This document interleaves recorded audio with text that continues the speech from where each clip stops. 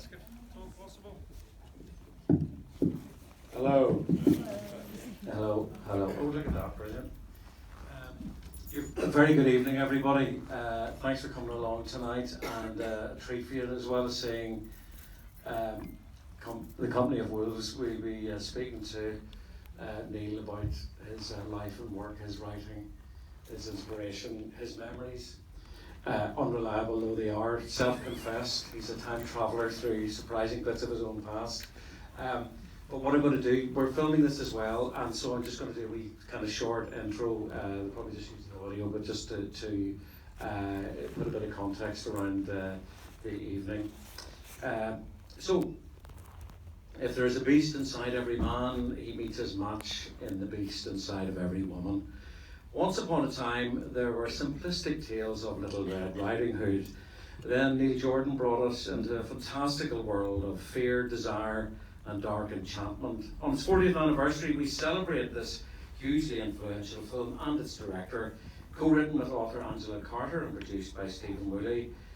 He put this early marker down as an extraordinary film artist of light and shade in every sense. Unforgettable wolf, human and nature transformations are beautifully realised with handcrafted rather than digital effects. We're pulled into this intoxicating, fearful forest by our eyes, then feeling the echoes of our own sexual awakenings in the strange flesh and blood authenticity of these vivid dream stories that make for an indelible cinematic experience. So before we all head into the forest again, I'm delighted that we have the man himself to illuminate his life and career as a writer and film director and lift off the page some of the moments and reflections from his wonderful autobiography, Amnesiac, which was published this year. Welcome, Neil Jordan. Thank you very much.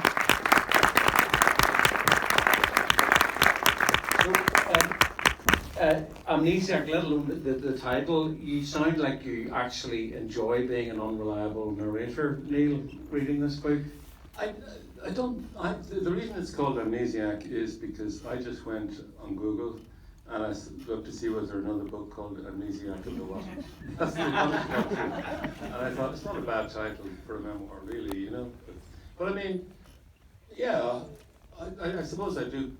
I question my own memory because my mother was a painter, you know, and so I grew up around these paintings. She painted the landscapes, and I can never be sure whether my memory is my own or what she painted. That's it.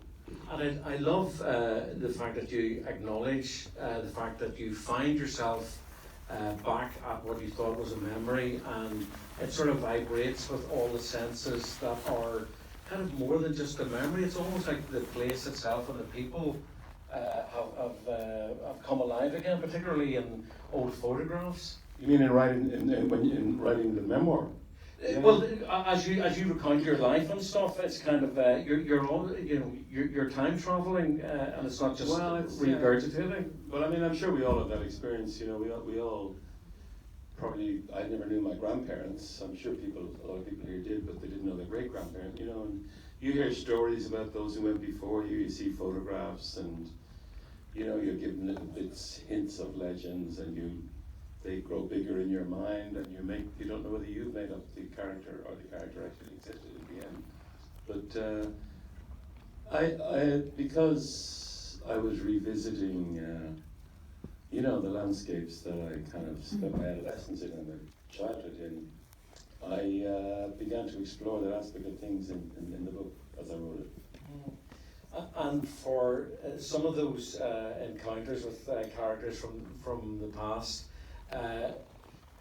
did you get that sense, I know you mentioned later in the book, that unbeknownst to you, they were starting to appear, their personalities, if not their actual, personas, but incidents from your own life were starting to kind of wash into films that were apparently about completely different people? Excuse me. Sorry. No, I never watch, after I've made a film, you know, you've seen it so many times that I rarely watch them again. And I'm sure any people who are filmmakers will have the same experience, you know, you're kind of exhausted by event or the journey, and you know, once it's released and it survives in some form, you kind of breathe a sigh of relief and you never want to see it again. But they had a retrospective of my movies in the Irish Film Institute about 5 to 10 years ago, and I had to watch them all again, and it really kind of stunned me as to how revealing they were of me, you know, because I started as a novelist, and I always thought that filmmaking was a disguise, was a kind of a way of hiding yourself in some way, you know. You know, you're hiding yourself behind a story, like this is a fantasy, a childhood fantasy, you know, based on, you know, Grimm's fairy tales and stuff like that, and you think, okay, well this is Grimm, it's not me, or it's Angela Carter, it's not me. But when you see it later, it's alarming how much of yourself, of oneself, is in there. That's what I found. I also found, I suppose I returned to certain locations constantly when I was making movies. Like the first movie I made, Angel, I shot around the Boyne River, a lot of it, for some reason, because we didn't go to Belfast. But it wasn't set in Belfast, okay, it was set in Armagh and places like that. Yes. But The things are very real. yeah, I know. But I kept returning to the same places, you know, and anytime the location scouts would be around and they'd say, oh, we can't really find this place, I'd say, okay, have a look at this bridge. It was always a bridge, and they go, oh yeah, that's perfect. And they're places I remember from my childhood, you know, so I have shot quite a few films in exactly the same locations, you know. Yeah. Angel, The Crying Game, Company of Wolves, not Company of Wolves, that was with the studio, Michael Collins, Breakfast on Pluto, even The Butcher Boy, in a way, you know. And I mean, there's a real life, quite traumatic association with a particular piece of estuary where your father had a heart attack and died. Yeah, he did. I was in Los Angeles, yeah. And anyway, that's... Is that a kind of, I mean... That's just accidental. Is it accidental. really? Oh yeah, totally accidental, yeah. I mean, I was actually showing this movie. This is bizarre. They used to have a festival in Los Angeles called Filmex, yeah. And they showed The Company of Wolves there, and I was invited. And for some reason, one of your princesses, I think Not my princess. okay, whatever, but a member of British royalty was there. I think it was Princess Anne, you know, and I don't know why on earth she was there at the opening of my movie, but she was there and I had to shake hands with her. The film played, we went back, and I got a message to say that my father had died on that bridge. Anyway, that's a long time ago. It's not a tragic thing. I'm not looking for sympathy, please. It's just a fact, you know. You wouldn't be the first now to look for sympathy from an audience on a Sunday night. But no, I was thinking of that thing of finding yourself there with a kind of film crew doing sequences in films in that particular place again. Not that you were kind of drawn by some spiritual thing, but is there? Do you feel we echoes going on sometimes in places that are unrelated? No, it's very simple. For one thing, there's a small river. It's called the Nanny, I believe. Yeah. And another thing, there's this big black structure of a bridge, yeah, which frames the Irish Sea, and you know, a selection of beaches, a kind of wetlands, you know, and the sea beyond it. So it's very graphic in it by its very nature. And there was another thing that related to that bridge that was very useful to me, because there was a tiny little walkway. It was a bridge over which trains would pass, but there's a tiny little walkway that spanned the length of the bridge on the opposite side to the sea, so I could build tracks and place cameras. I actually shot the opening scene of The Crying Game from that walkway. Fantastic, it's there. It's gone now. You know, they wreck everything, don't they? They do. Yeah, destroying sets. What about that? The relationship with between writing and filmmaking. I mean, you recount this wonderful when your first collection was published of short stories, A Night in Tunisia, based on the Dizzy Gillespie song, and you're on TV waiting for the verdict of the great Sean O'Fuel on this young buck's first collection and stuff. Can you take us to that moment? Well, no, but anybody who writes, you're kind of amazed that anybody would be interested, aren't you? That anybody would read what you've written, and when they do, you're kind of gratified. But the fact that they would actually praise it and like it is equally surprising. I mean, it was the first time I published anything really, and I was standing before this in front of the TV station with this rather august literary figure, you know, who I expected to be torn to shreds by the man because he didn't even look at me when, you know, before when we sat down, as we are sitting here now. And then he delivered this eulogy, which to me was extraordinary. I was shocked. And he said not since Joyce had he read something with such vitality. That's what he said, okay. It was William Joyce. It wasn't William Joyce. It was James Joyce or Joyce Grenfell. It was the big fella. It was Stanislaus. No, it was James Joyce. I think actually, yeah, it was. And from the life of a writer, was that something that you thought, actually, this might be my life? Now, when did the painting with light as a filmmaker occur to you as something that would be accomplished, you could work on? It was kind of an escape, really, because, you know, as an Irish writer, your journey is mapped out for you in some way. It's a strange thing. I mean, writing has always been the primary art form in the country that I come from, you know. And, you know, I used to ascribe that to the fact that it was so cheap to do, you know. You didn't need a camera, you didn't need bricks and mortar, you didn't need porticos, you know.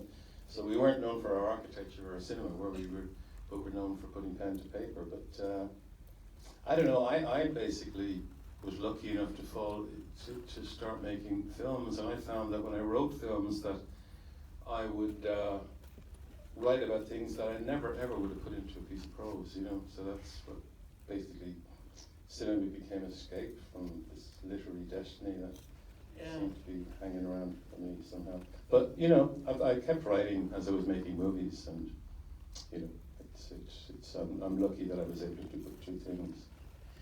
And would you see any relationship between your mother's, you know, love of painting as a practitioner and yourself as a filmmaker? Well, total. I mean, because my sister's a painter, yeah, and her father was, I think he was something to do with the College of Art in Dublin, and when I was a kid, I could see these murals on these crumbling walls that he had painted, you know, that kind of thing. So, I mean, it's a lovely thing to compose an image through a camera, you know what I mean? And you know, it must have come from somewhere, I suppose, really. Do you carry the bruises? Have you been battered out of shape by the crude financial aspect of filmmaking, as opposed to somebody who wants to be a poetic storyteller with images? What is the crude financial aspect of Getting your films financed? Oh, that's hard. Yeah. Well, I mean, I grew up in a period where this used to be the Odeon Haymarket. Is that right? Where Anybody old enough to remember the Odeon Haymarket? Haymarket's the next one over, actually. Is it? Yeah, sort of up Mirror Oh, into where the is street. Regent Street? Yeah, Oh, yeah. sorry. Okay, Right. so it's not the Odeon.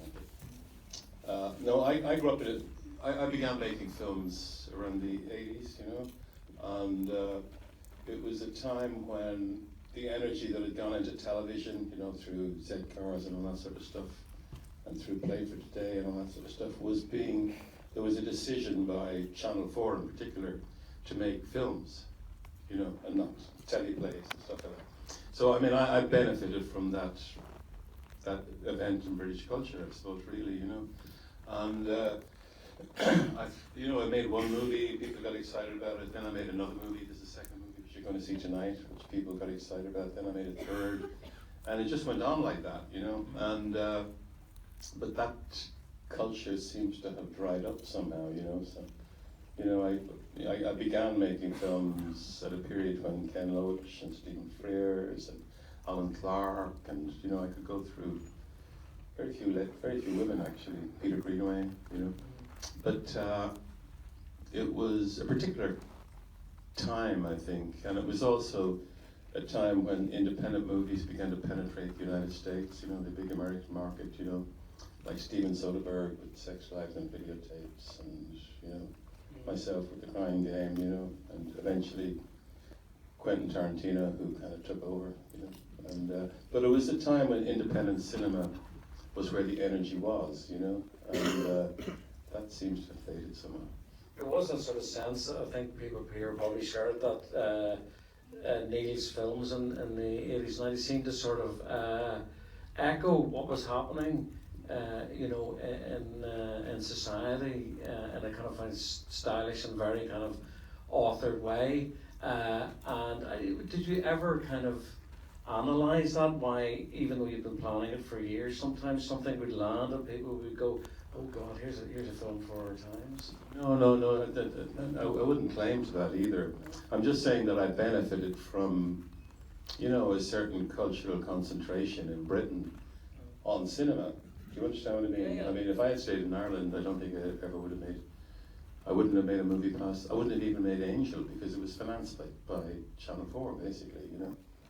And the Company of Wolves was financed by a company called ITC and by Palace Pictures, Stephen Woolley, whom you spoke to. And, you know, at the time, that was where the energy was. And it was kind of thrilling, you know, and I was really happy to be part of it. I was just trying to give you a compliment about how great your films were. Oh, thank you. Okay, that's right. How did you find America then, going there as somebody with a sort of a creative desire? Because my sort of experience of going to Belfast and going to America in the 80s was that it was the closest thing to being in a movie that I'd ever seen. What was yours like? Well, yeah, it was kind of, you know, I mean, it was, encountering Hollywood is tough, you know. I mean, I made two movies. I made one movie that didn't work out well, and then I made a big Hollywood movie with Robert De Niro and Sean Penn, which, you know, was fine, but it didn't set the world alight. And but if you're a filmmaker and you go to Los Angeles, you're at least among people who do what you do. Do you understand what I mean? To do what oneself does. Yeah. And it's a kind of a weird profession when you think of it. You know, it's strange. At the time, it was a strange little bubble-like kind of experience. You know, of, you know, telling stories through a camera and you know, to an audience and stuff like that. And so, if I'd be back in Dublin, where I lived at the time, or in London, where I lived, you'd feel a bit like an outlier. You know, but if you go to Los Angeles, no matter how brutal and how crass it all is, at least there are people doing the same thing that you do, you know. Is that seductive, you know, in a sort of slightly negative way? Is that you lose your individuality slightly? No, it's incredibly seductive, you know, and it's I think everybody will miss it, because I think it's gone now, you know, and it's going to be, you know, there was a period when if there was a young director like I was, you know, they would fly you over, you know, put you in great hotels. They'd say, what do you want to do? And they never wanted to do what you wanted to do, but they wanted you to do what they wanted to do, you know, that kind of thing. And it's kind of gratifying and it's challenging, but at least they wanted something. Do you understand what I mean? Yeah. And I don't think they're like that anymore, really. I mean, when I made that movie, Michael Collins, Warner Brothers was run by an Irish guy called Bob Daly and a guy called Terry Semmel. They were tough, hard people, you know. But, you know, they said, if this film doesn't cost more than $30 million, we'll make it, you know. We don't expect you to make much money. He'd say, you know, these Irish-English pictures, they make maybe $12 million tops, or maybe 20, 18, and okay. And he was absolutely right, but he made the film. Do you understand what I mean? And I think those kind of people are gone, I think, you know. Yeah, and also you had someone prepared, a massive star prepared to defer her salary in order to work with you. It was Julia Roberts. Poor Julia, yeah, got a lot of, she didn't get any thanks for it, did she? I don't think Americans like somebody breaking. It's like, nor do Irish people. It's the Tom Cruise in the toga phenomenon, isn't it? Yeah, maybe. It's just not quite acceptable enough. How did you manage to, I don't know, I was going to say maintain your enthusiasm. This might sound shocking. It's 40 years between Angel and Marlowe. I mean, so what state are you in now as a creative idealist? Is there any left? For me, oh yeah, no, I'd love to make more movies. I'd love to make more movies if people would help me to make them. You know, but the world I spoke about. I think it's a bit it's a bit asleep at the moment. Let's put it that way. You know, the kind of period where you take a script like The Crying Game with an actor like Forrest Whitaker attached, and you'd go to Cannes, and you know the territories would be sold, and your producer would come back and say, "Well, we've got something like a budget." That doesn't happen anymore. You know, or it doesn't happen to me. Anyway, maybe it happens to others. Well, I wanted to ask you about that notion of what actually keeps you going, what makes you want to make the next film, and not just kind of stare out at the sea and write another beautiful collection of short stories. I don't know. I'm just impatient, you know. I mean, I really love making films. I just enjoy it totally, you know. And, you know, it's something I love to do. It's, if they let me do it, I'll continue to do it, you know. I'm not sure they will let me continue, but I would love to continue doing it, you know. I mean, all the energy that used to be in independent cinema is in the streamers now, isn't it? Let's face it. It is, you know.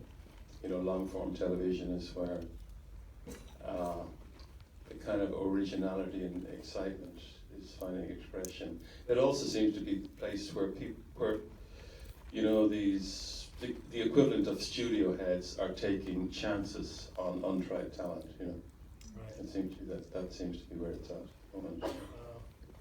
So if only you could be a sort of naive starting out again and pretend that you hadn't had this vast body of interesting work behind you. Yeah, I tried that. A pseudonym, I think. Yeah, maybe. No, it's fine. I keep working, don't worry.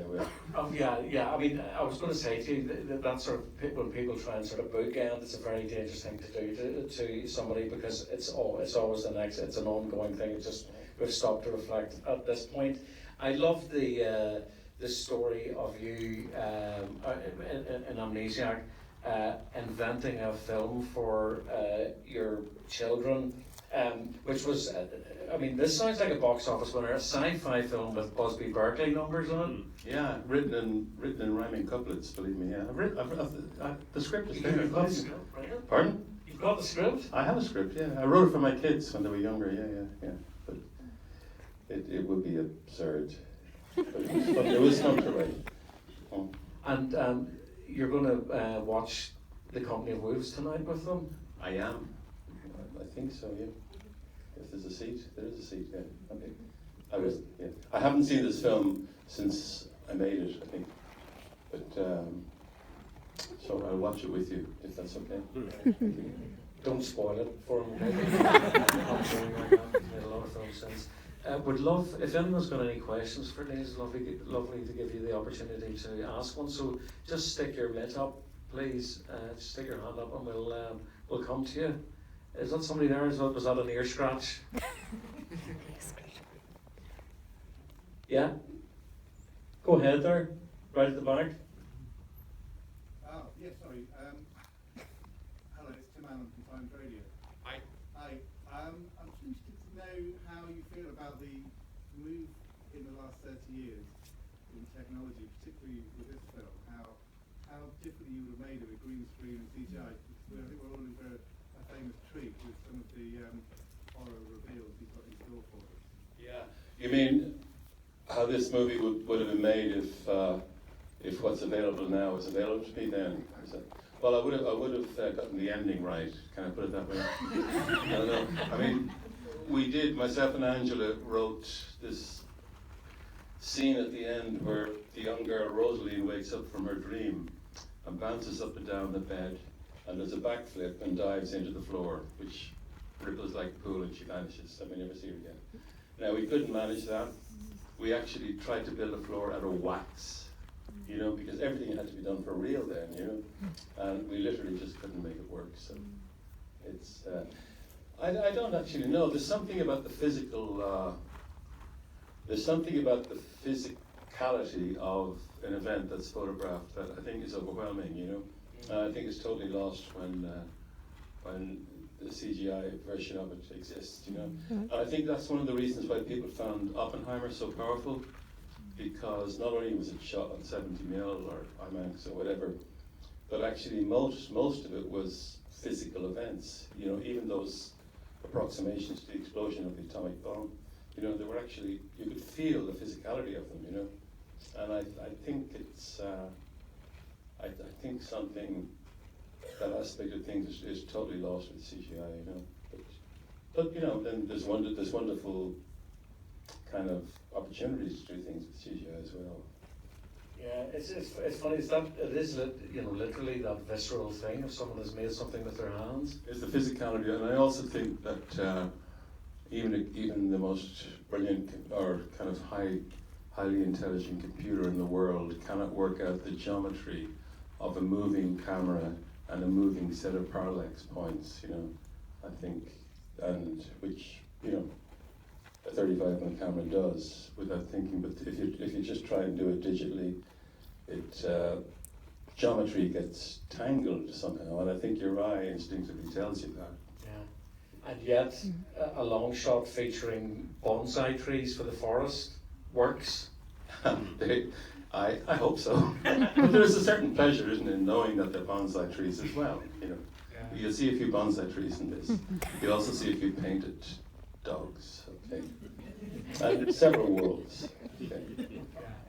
I think that's the, you know, we're reflecting on it now, and at the time it was sort of a huge impact, but the painterliness of the Company of Wolves is something I think that still makes it a unique experience. I would say, yeah. I mean, I had a great designer, Anton First, who sadly is no longer with us, you know.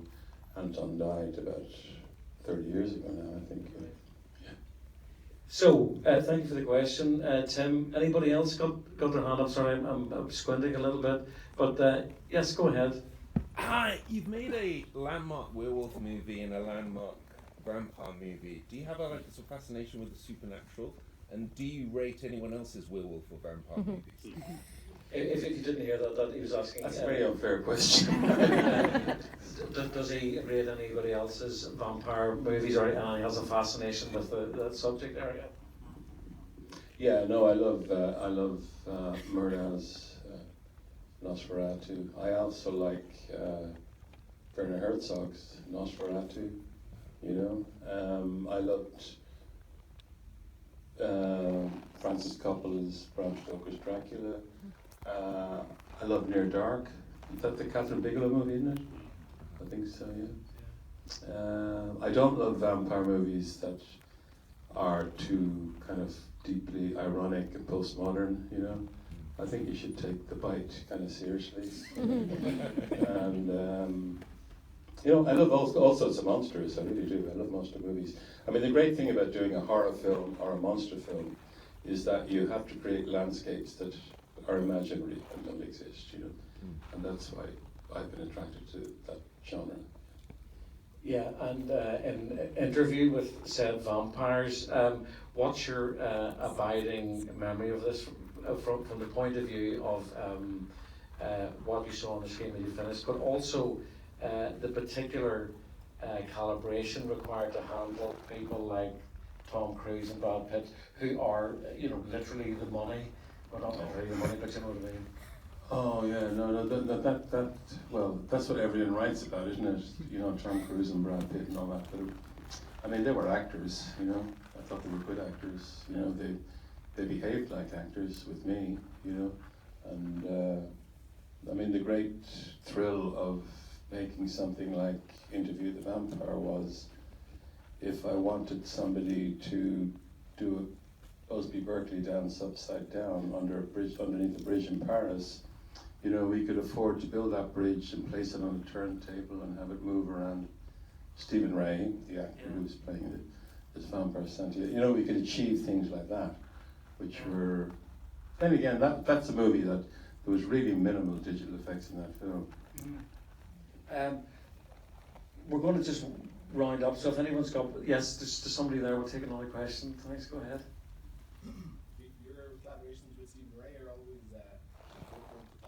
wondering how you enjoyed the process with Donald McCann from the With Donald, that movie is a movie so few people have seen. I mean, Donald McCann was one of the great actors.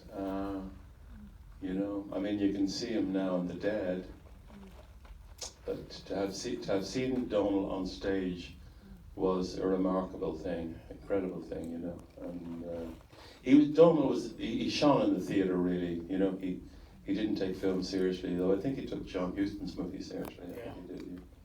He's a brilliant theatre actor as well.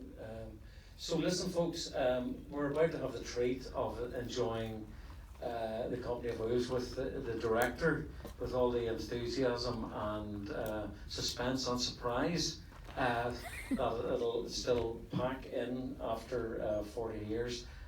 But thanks very much indeed for being a lovely attentive audience and to show your appreciation for Neil Jordan. Thank you very much. If you see somebody stuttering out, you know, at any point during the film, that will be me. Okay. Thank you.